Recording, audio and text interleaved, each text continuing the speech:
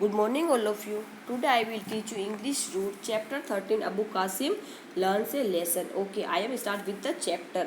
अली नाम का एक पुअर आदमी था जो कहाँ बगदाद में रहता था। उसका एक पड़ोसी अमीर पड़ोसी था जिसका नाम अबू कासिम था। वो इतना दूर था, चालाक था। वो हमेशा जो अली था उसके लिए परेशानी खड़ी करता रहता था। एक दिन कासिम ने अपने कुछ फ्रेंड्स को अपने घर पे खाने के लिए बुलाया। उसने बहुत अच्छा सा खाना बनाया, किसके गेस्ट जो मेहमान आए थे उनके लिए, और स्वादिष्ट औरमा बनाया। उसकी खुशबू जो उसके पड़ोस में चारों तरफ फैल गई थी।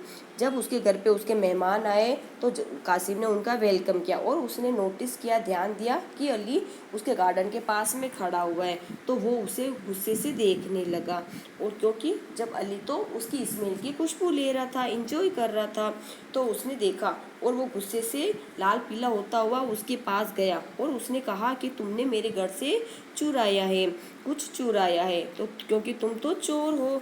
तो जब पुअर अली, बेचारा गरीब अली, उसकी किसी भी बात को समझ नहीं सका।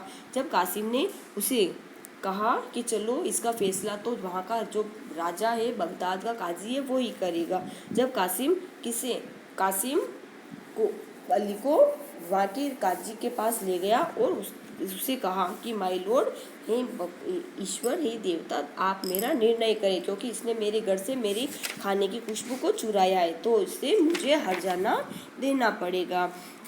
जो वहाँ का काजी था उसने शांतिपूर्वक दोनों की बात सुनी और अली की तरफ टर्न हुआ और उससे पूछा, क्या यह सही है? उसने कहा, हाँ ये तो सही है, पर मैंने ऐसा कुछ नहीं किया था, मेरा ऐसा कुछ भी इरादा नहीं था।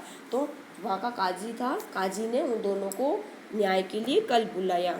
अली और कासिम दोनों की आवाज़ सुनने पर अली कासिम दोनों जब काजी के पास पहुँचे तो काजी ने कुछ फुसफुसाया, अली के कान में जाके कुछ फुसफुसाया और उसे अपना प्लान बताया और उसे एक सिक्कों से भरी हुई थैली दी और उसे खनखनाट करने के लिए कहा। कासिम जब लालची था, उसने जब उसके खनखनाट की आवाज़ सुनी तो वो उसे लेना चाहता था, पर जब वहाँ का जो राजा था, काजी था, वो अपनी फेयरनेस से उसने जो जजमेंट किया वो अच्छा सराहनीय था, क्योंकि उसने कहा कि जब इसने तुम्हारे खाने की खुशबू चुराई है तो तुमने भी तो इसके सिक्कों की खनखनाट सुनी है, तो तुम्हें भी तो इसका हर्जाना देना पड़ेगा।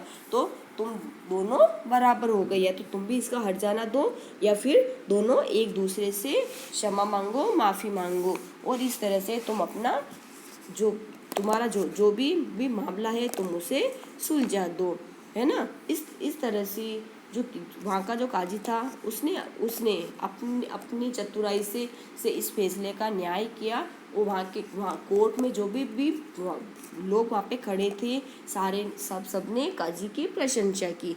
इस तरह से कासिम को अच्छा सबक मिला और अली खुश होकर अपने घर लौट आया।